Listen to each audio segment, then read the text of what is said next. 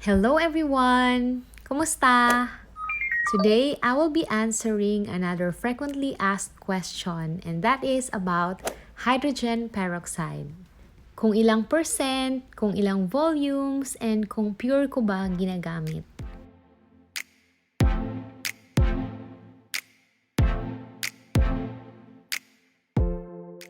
I will share what I use, how I use, and some of the reasons why I am using hydrogen peroxide with my orchids. So this is not a video about the benefits of hydrogen peroxide, but just a simple video to answer your frequently asked question. And by the way, I have a file here in a self-watering pot in my DIY self-watering pot. She has 2 keys and I haven't transferred them yet. I placed her because I invited her to be my guest listener. So she will be just there. So these are the hydrogen peroxides that I have here, and these are what I am using. This one is the hydrogen peroxide 10 volumes or the 3%. 10 volumes at 3%, pareho lang sila. I can't find hydrogen peroxide which has 3% label here only by volume. So I search for it, what's the equivalent, and this is the equivalent of the 3%.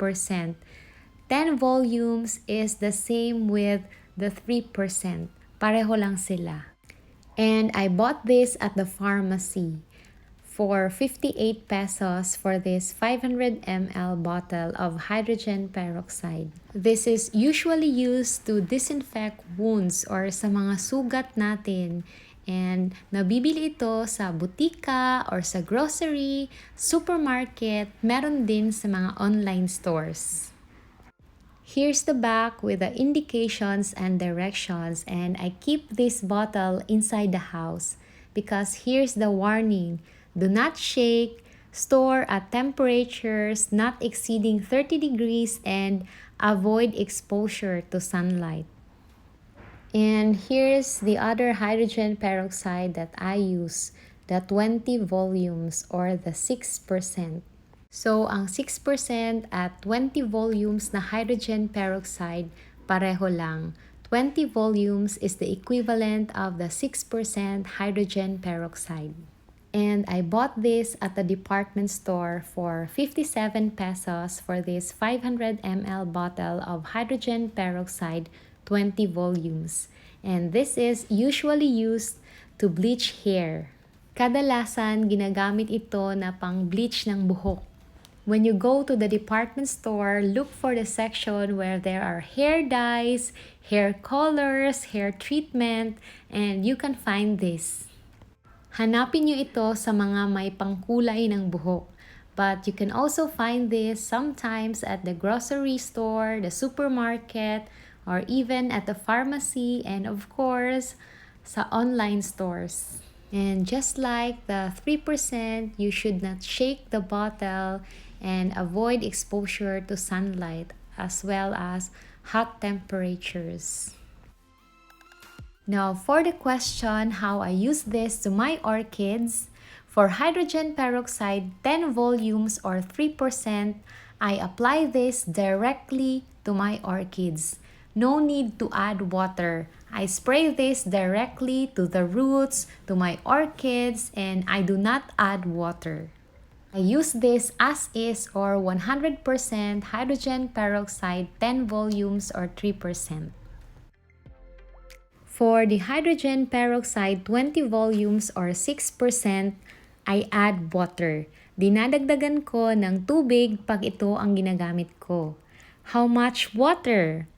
The same amount of water to the same amount of hydrogen peroxide 20 volumes that I will use. So 50% water and 50% of this hydrogen peroxide. Parehong dami ng hydrogen peroxide at tubig ang ginagamit ko. Kung gaano kadami yung hydrogen peroxide 20 volumes, ganun din kadami ng tubig ang dinadagdag ko bago ko gamitin. But I think I'll just show you how I do that. Pakita ko na lang. I will show you how I use hydrogen peroxide 20 volumes. I have here my spraying bottle with water. This is water inside. May tubig na ito. So now I will add the hydrogen peroxide 20 volumes and I will just estimate how much is this water and I will add the same amount of hydrogen peroxide 20 volumes to the spraying bottle.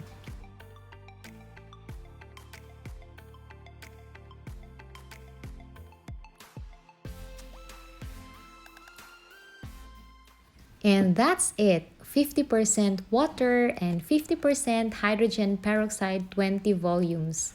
I am swirling it and not shaking it. I can now spray this to my orchids. And remember, I only do this with the 20 volumes. And why am I using hydrogen peroxide with my orchids? I use it mostly with my new orchids, sa mga bago kong orchids, to prevent fungal spores from spreading from my new orchids to my other orchids. And I have a video about that, and I will include the link of that video in the description if you want to check that out.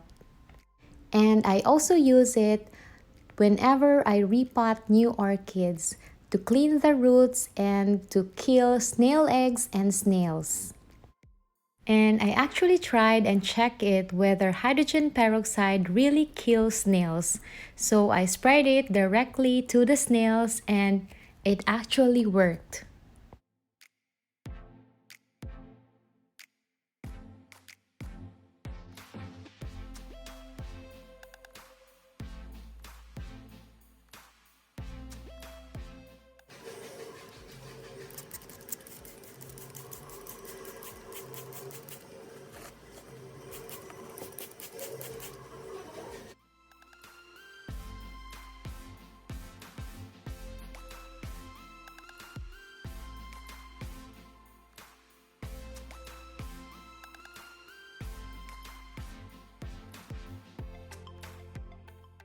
Hydrogen peroxide can kill snails, and I think there are other orchid benefits from hydrogen peroxide. And if you know more, I hope that you can share it with me through the comments.